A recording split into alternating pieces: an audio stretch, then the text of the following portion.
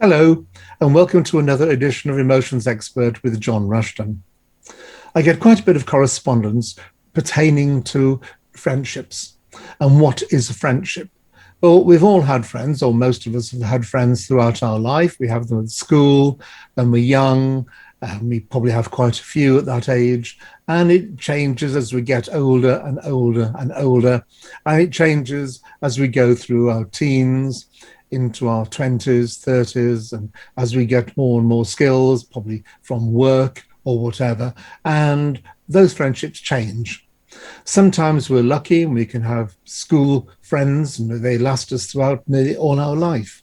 Sometimes we get lots and lots of short bouts of friends, which is fine because friendships are what they are. People think there's something magical about a friendship which lasts and lasts and lasts, and it's not. It's just the way it is. Every friendship has a sell-by date or a shelf life, and that is because we start off with a commonality, and quite often friends that we have may be unfathomable to other people, and they say, what do you see in that person? They're nothing like you. And you may look at their friends and think, I can't stand any of your friends, they're awful. Where did you get them from? I can't. And you're saying the same thing. I can't see anything in those friends for you. But that's again all about other people. It's nothing to do with yourself. It's what they see and what they purport to have mentally about that person. It's all about their understanding or maybe lack of understanding. Our friendships are important to us because it's always nice to have someone to be able to talk to when we're feeling a bit low or we get a bit excited or we want to confide in someone about something and we just want to get something off our chest. It's not that we want to tell thousands of people all about it, although some do, unfortunately, but there's always that one or two people in life who you can confide in because you know it's not going to go any further.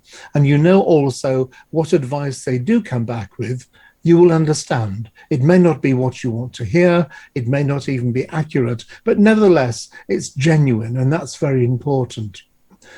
Friendships actually contain a lot of ingredients about us and our life. We like somebody in our scenario, friendships, because they do something for us. We can say what we want to say, do what we want to do. We can say silly things. We can say serious things. And it's an open release for us just to get something off our chest sometimes, or if we're just bored and we want to talk to them, or maybe we go and have a pizza or some wine or to cinema, theatre, or not even on holiday with them.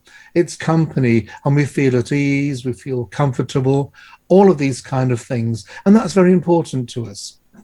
What happens sometimes is that people in life, they go beyond where they were before. They sort of evolve. And we could evolve as well. But when people evolve, particularly when they're 20s and upwards, they move into a certain area, which is something new for them. Maybe they get more money in work. Maybe they're meeting more people, which are more on their wavelength now than they were before. Maybe they're experiencing new things, which is quite something for them. And maybe, just maybe, they're actually outgrowing who you are as a person. Not that they don't love you or like you any less, but the fact is that maybe they've just gone beyond how you think and feel, how you can talk about life. And so now when they talk to you, they've actually got to talk down to you in a kind of way because they can't tell you about what they've done here, what they've done there, because you haven't experienced it. You can give an opinion, yes, but they don't want an opinion because opinions are just that. They're opinions based on what you know, what you think, etc. And if you haven't got the grounding for those opinions, they're not going to be very substantial. And it could be the same with yourself, that you suddenly get a rise in your job and you get a lot more money or promotion and you travel a lot internationally, or you go places, you have a better house, better car, whatever it may be. And all of a sudden, you've left where your friend or friends were. It's not that they're any worse, and it's not that you're any better. There's nothing to do with that. There's no arrogance or anything of that nature. It's just that you now have a lot more knowledge at your disposal. You have a lot more information at your disposal. You have a lot more about you, about life, about other people. Maybe you've experienced an awful lot more. And so when you meet other people in future, and you meet people who've done very, very similar things to yourself, you feel quite elated. Wow, it's so nice to talk to them on that level. It's so nice to talk to them about this and that and what I've done. And what did you find when you flew all to the South America or to the Far East? Or did you experience this? And yes, and yes. And did you understand about that? And you can have a laugh about all the things which went wrong or what you didn't know about or the things that did go wrong.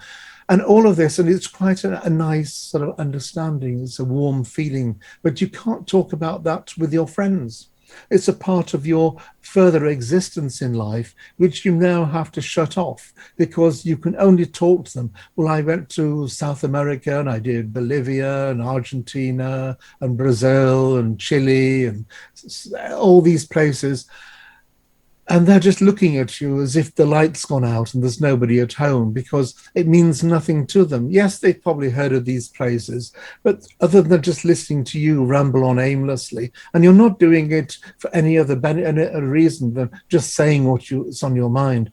But there's nothing else to say anymore. And the same with them. They could have done something which is beyond you. They could have gone to some other part of their work and had a very good position in the company, and they're talking about it. And to some extent, it is interesting. But after a while, that interest wanes because you're not part of it anymore. It's beyond your comprehension. It's beyond your understanding. And together, then you're having a drink or something or catching up. There are long silences in the conversation. Now, if you're with your best mate, you can have long silences and it doesn't make any difference at all because there's nothing embarrassing. But when you start to be with friends, even those friends of many, many years, and there are long silences in between, it is embarrassing because you don't know what to say. You can't keep talking about the weather or what happened here or what happened there or bringing up things of the past just to make conversation flow better. You can't keep on doing that. You've got to be the instigator of something which is of equal importance in that conversation. Now, there could be that you've both got married and had family, or you've got partners and family, or whatever it may be, and there's a commonality there you can share, and that's all very well and good. But after a while, that wanes as well, because with everybody in life, there's got to be something called originality. And originality is very, very important because it stimulates everybody around. You not only yourself in repeating it, but in the other person actually listen to it as well. They feel like they're learning something. It's fun. It's educational. They feel like the evening's been worthwhile. And it's been good all the way around. And that is a very important aspect. Our relationships are even more so important. And we've spoken about that before, but our friendships are a base for what will travel with us in future to other places, with other people, to do other things and talk about it. This is part of us. This is how we've matured. This is how we're going forward. This is how we're seeing life in a different vein from what we did many, many years ago. And sometimes we don't often realize that we have matured in this way. We have evolved because things have just happened naturally and we've taken them on board. We've actually utilized them to our best advantage. And it's quite common in our mind. There's nothing exceptional. It's what we've done. We can tell you about last week, the week before that, etc. And this is no different. It's something which we've actually attained in our memory banks. So when you actually have a friend, it's very important to nurture that friend. But by the same token, it's also a case you must understand that if they suddenly opt out and you don't hear from them for a while, or you could be the person that doesn't talk to one of your friends for quite some time, it's because deep down you're trying to think of, well, really nice, and I feel really bad for not talking to them. But what am I going to say? what am I going to do? You know, I've got so much which I could say, but I wouldn't like to say it because they'd think I was bragging or something of that nature. And so maybe if you met them for 15, 20 minutes or half an hour or so and you had a drink, that's okay. But if you meet them for an evening, it is very, very difficult. You've got to understand the scenario in which you are meeting people and how you're meeting them. And you must understand also where you are in life. And so when you have friendships, you may meet these people like you do on holiday sometimes. You can just by chance meet someone and they're the best people since sliced bread. They're absolutely fabulous and marvelous and wonderful. And you really got on for that week or 2 weeks or 3 weeks and you went everywhere and did everything. And you've never laughed so much in the whole of your life. And it was absolutely fantastic. And we'll get in touch when I get back home. And you never speak to them ever again.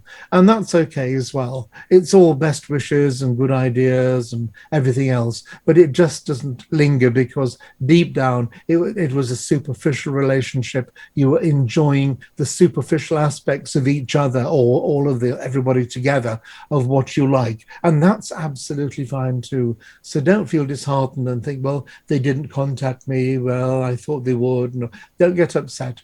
Understand that life is what it is. And when you do meet someone who's worthwhile to call a friend, you will know about it and they will know about it too. There'll be a harmonization, a concurrence of thoughts and feelings, and a synergy of minds. It'll be something which is very, very wholesome. So make the best of people. You can have lots and lots of very, very good acquaintances for many, many years, in that you get on with these people in small amounts. They're very nice, very kind people, but you just don't want to go any deeper. And that's fine too. Acquaintances can be very, very good people in certain circumstances. So nurture them as well. Keep them on your side. It's always helpful. But as for friendships, make sure you understand what the friendship is you have with various people and allow it to take its own level, allow it to mature and come to its own format. And like water, it will find its own level and you'll have somebody who is very worthwhile. If it doesn't, don't get upset and why didn't it? And it could have been me. And did I say this? No, you just did what you wanted to do. And it shouldn't be based on any of those things. So allow it to happen and enjoy your friendships.